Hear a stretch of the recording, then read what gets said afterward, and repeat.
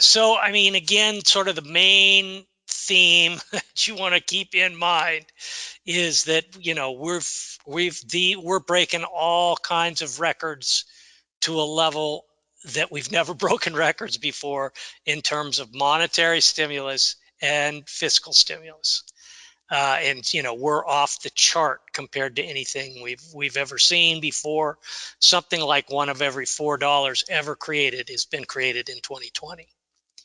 And then realize that there's typically a lag between that, and this is G5 money growth. So it's not just, again, it's coordinated, it's fiscal and monetary stimulus coordinated in global fashion. And realize that there's usually a lead time between GDP growth and that kind of massive global monetary expansion. And so we're kind of just in the beginning phases of that.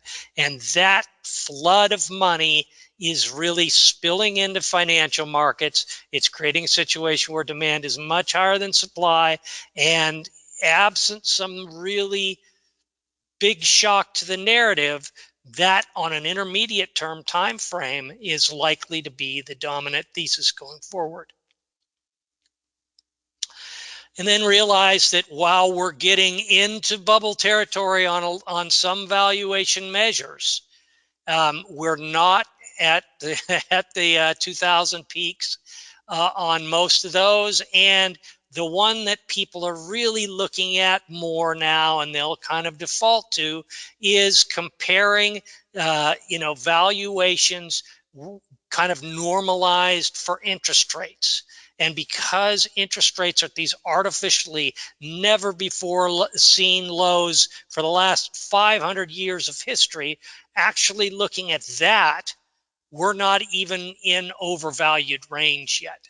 So there's still plenty of potential upside that people can be thinking about in terms of valuations, even though really by a lot of them, we're already starting to get into a stretch range.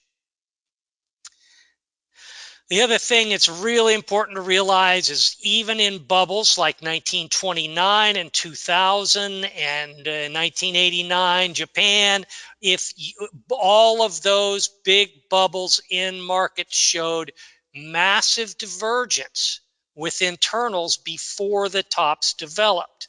And we're not there. We're not seeing that right now.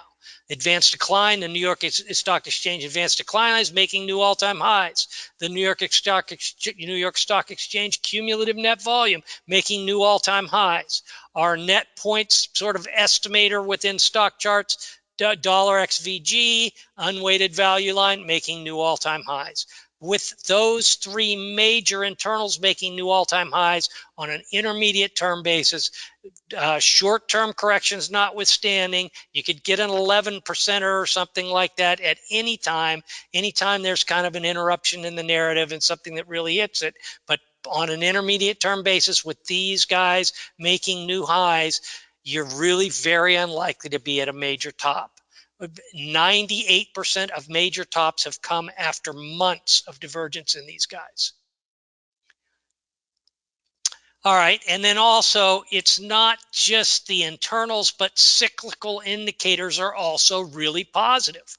We've just broken out of a multiple range in the stock to bond ratio. Normally when you do that, you get a year or more of continuing good run.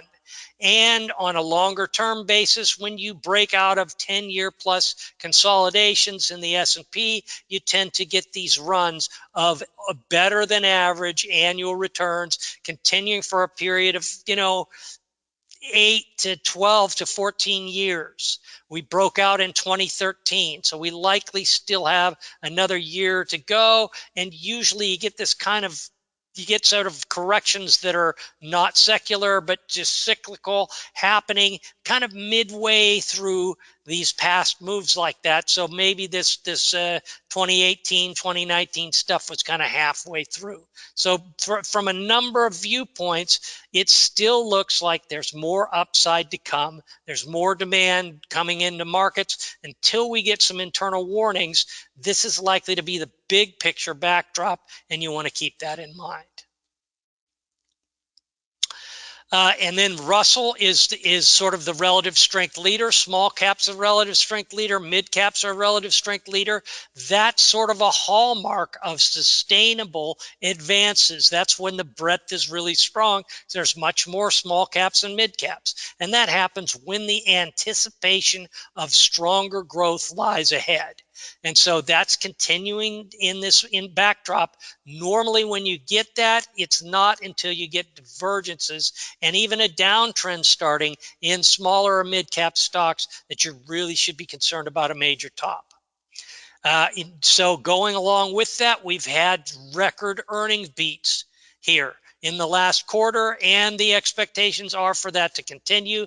And we're having very strong rise in surprises in terms of economic indicator beats. So everybody was very concerned about the potential double dip or something really bad happening in the winter, because we didn't have a vaccine at that time, and we had really good spike in cases, but the cases were much more mild, much more flu-like than they were at the beginning. And also people locked up figured out ways to become more productive while they were at home during the first round earlier in the year. And so we really haven't had the decrease in economic activity that everybody thought we would see, even though the cases were spiking. And we haven't had the hospitalization problems, going to, so the way, you've got an Italy type situation where the healthcare system can't handle it, and you just get much higher number of deaths because of that. We didn't really get to any of that.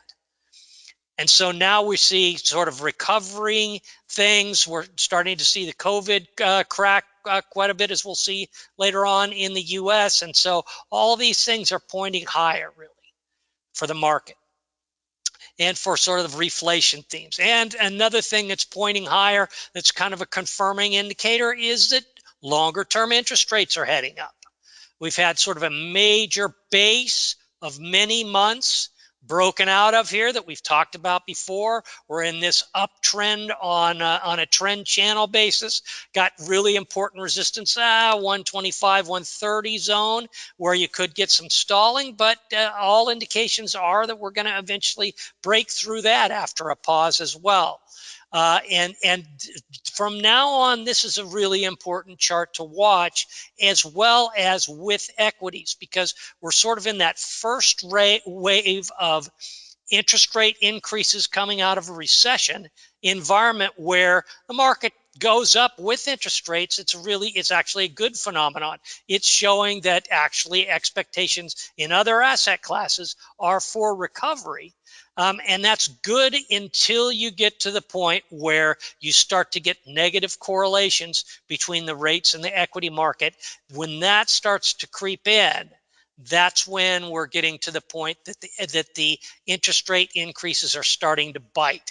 Now, the other thing to realize about the rise in rates is that, first of all, the yield curve is steepening. So this is just kind of joining this increase in long-term rates. The Fed is still keeping short-term rates at essentially zero. So of course, as long-term rates rise, the yield curve steepens, and you've got a number of banks and financials and things like that that really hadn't been participating very much in the rally. They're now playing catch up because their margins are increasing as the yield curve is steepening.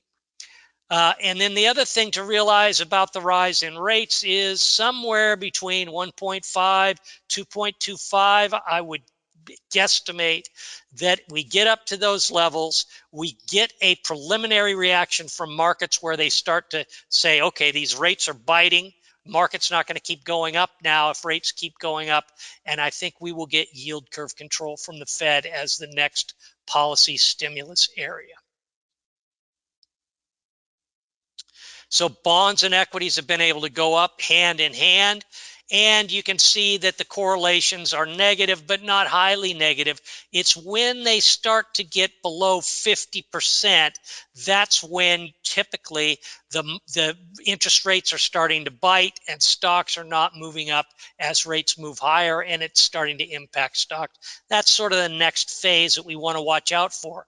We could really have had this reflation, and so as long as bonds can move up, interest rates can move up and stocks can keep going, and there's no negative hit from the yields rising, we're kind of in this period where it's a really good, safe, pretty safe period, except for minor corrections for the market. But once we start getting into a period where stocks start to react negatively to rate rises, that's when we probably will get a little bit of a bigger correction in the market. And then possibly that will push the Fed's hand towards the yield curve control, the next sort of weapon of stimulus that's likely to develop in this recovery. And then realize that there's a lot of things that are riding on this increase in rates.